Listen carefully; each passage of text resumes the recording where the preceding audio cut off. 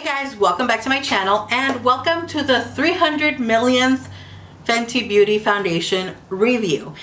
I was hesitant on doing this review, but it was requested on my Spanish channel, so I was like, you know what? I'm gonna do it for my English channel as well, and here I am bringing you guys this Fenty Beauty Pro Filter Foundation review. Now, I'm gonna give you guys a little backstory. I initially hated this foundation. I didn't like how it was looking on my skin after my initial application, but I was using a brush, which I quickly found out that it was the worst way to apply this foundation for me, for my skin. It looked blotchy and patchy all around my initial application, and I was like, you know what the heck, this looks crazy. Like, this is not supposed to look like this. I thought I was gonna get like a flawless filtered look, and it just looked ugly. So I did leave the foundation that first time I tried it, and as the hours went by in that day, 2 or 3 hours, the foundation looked like it was just meshing with my skin so beautifully. And I was kind of shocked because I was like, that's never happened with any foundation. That is the weirdest thing ever, and I need to keep trying it to see what the heck this is all about. And right there, I was intrigued and I wanted to keep trying it out. So I continued to try it out. My dumbass kept trying it out with a brush, which was not working. That was a whole issue. And I decided to switch and try it with the sponge. And once I tried it with the sponge, like, I saw the initial final application was freaking flawless, and I was like, what the heck? I've been ruining this foundation for me because I've been using a brush this whole time, and the best way that I found to apply this foundation was with a sponge. I used a $1 sponge, I used my Real Technique $6 sponge, and I used my Beauty Blender $20 sponge, and it all worked the same and it looked flawless. So if I have, like, my major recommendation is, because this is how it worked for me, use a sponge if you buy this foundation and you don't like it if you use a brush. Definitely the way to go with this foundation is a sponge, in my opinion.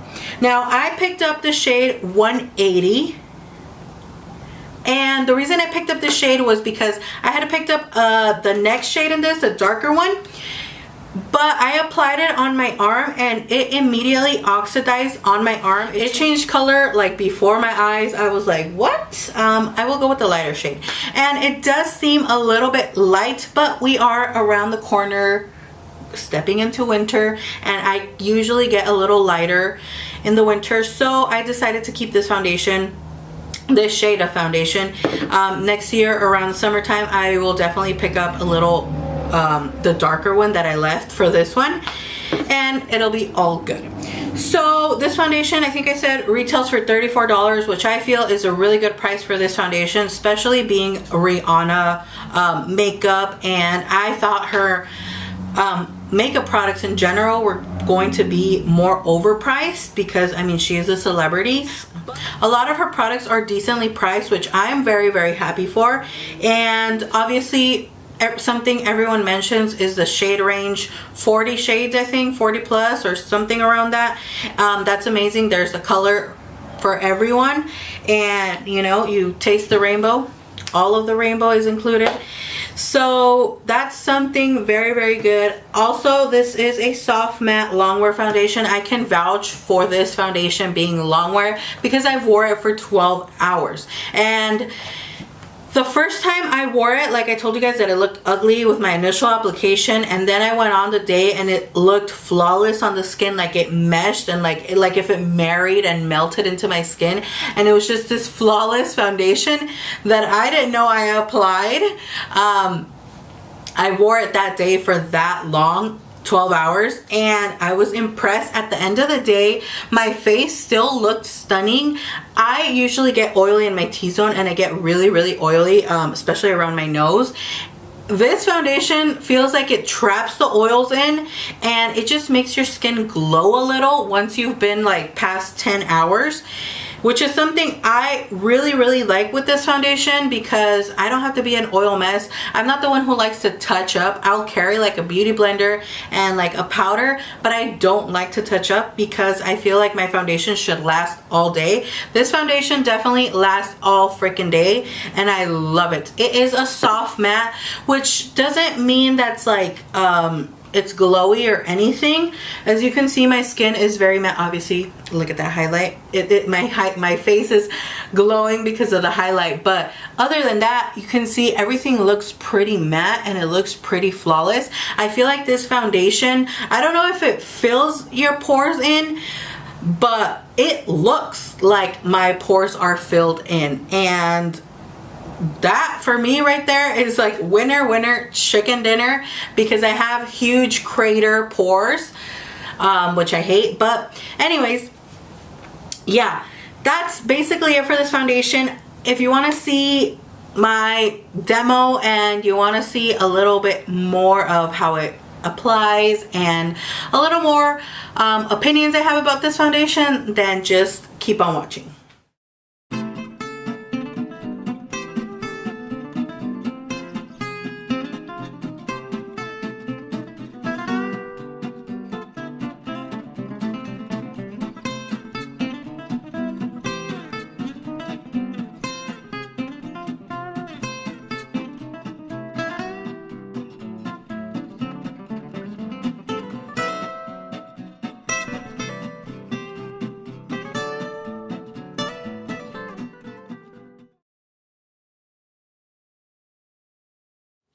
As you can see, now that I have the first layer on my face, it looks flawless. It looks very pretty. I found that the reason that I wasn't liking the initial application of this foundation was because I was using a brush, and I thought the brush was going to give me the most flawless looking application, and that's definitely not the case for me, for my skin. Using this Fenty Beauty foundation, I found the best way to apply it is with a beauty sponge. Doesn't matter which one, just this beauty sponge, because I've tried the beauty blender and I tried another like off-brand, and the application looks completely different. It looks more flawless. It looks like my skin looks like skin. I still have like a little bit of I had like a pimple right here, and it's a little tiny bit red, but overall it covered everything. Now I will say I am the type of person that likes a full coverage foundation. I like to go big or go home, and I don't mind a foundation looking thick on my skin or per se cakey, or like I have cake face. I really don't care. The more the merrier for me. Just kidding. But I really don't care. For me, if you can see I have foundation, I mean, what? I don't really care.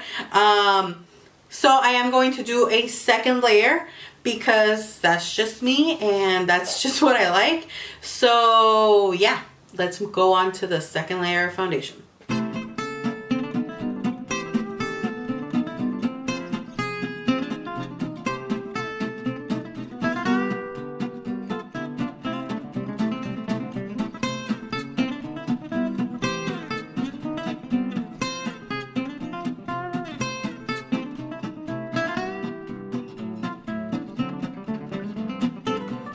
As you can see, now that I have the second layer of foundation, my skin still feels like it looks like skin, and I'm looking at myself in the mirror. I know in the camera, I'm looking at the viewfinder and my face looks flawless, like flawless. And I am using natural lighting. I don't have any artificial lighting. Just want to put that out there so you guys can know that this is how my skin really looks. And I mean, it looks flawless. If I look at myself in the mirror, my skin does look perfect and flawless, but it still looks like skin, which is something that I like. I mean, I don't mind cake face, but I also enjoy this look. And I feel like it covered everything really well. All my redness on the apples of my cheeks, which I normally always have. And yeah, I really like this foundation now. I can say it's one of my favorites. Other than that, I'm going to finish off all my makeup bronzer, blush, highlighter, and I will be back for my final thoughts. And that's basically it for this review. I hope you guys enjoyed it. I honestly was hesitant on doing this foundation review because I know there's 20 million on the internet already, but one more won't hurt, honestly. I feel like I had different opinions than what I saw a lot of reviews, so my opinion won't hurt. Now, will I recommend this foundation? 100 freaking %. I love this foundation. It has officially moved into my top favorite foundations, and I love it. 100% recommend it. Also, one last thing I want to mention is in the back it says shake well. I cannot enforce this enough and say this enough. Don't forget to shake it before you apply it, because it will change how it applies if you don't shake it. It will literally change. And again, I can vouch for that because my dumbass applied it 2 or 3 times without shaking it. And I was like, oh, I don't like this foundation. I think I am going to return it. And then I would shake it and I'm like, damn, this foundation looks beautiful. And there I go again and don't shake it. And I'm like, nah, I think for sure this time I'm gonna return it because it just doesn't look good. And little did I freaking remember that you have to shake it. So remember, if you have this foundation, make sure to shake it very well before you use it, or it will change how it looks on the skin, and then you're gonna think you don't like this foundation. That's super bomb. So yeah, let me know what you guys thought of this review. Let me know if you tried this foundation, if you agree, disagree, if you liked it or if you disliked it. I will have the Dermacult foundation real soon. I bought a fake one and a real one. I didn't know. More on that in this review, but I do want to mention that because I did get asked on my Spanish channel to do kind of like a comparison review of these, because I had the same issue. Like I told you guys, when I was applying with the brush and then it would get like super flawless 2 hours into wearing it. The same thing happens with this one, but that's a whole other story, which is why I didn't do a comparison review once I found out that this looks bomb AF when I apply it with the sponge. So that's that. Thank you guys so much for watching. I will leave the links to the foundation and anything else I mentioned in the video in the bottom bar below. Don't forget to like this video, obviously, if you liked it, and subscribe if you haven't. Also, don't forget to turn on the little notification bell so you won't miss any of my future uploads, and you will be notified whenever I do upload. Thank you guys so much for watching. I appreciate all your support, and I will see you all in my next video. Bye.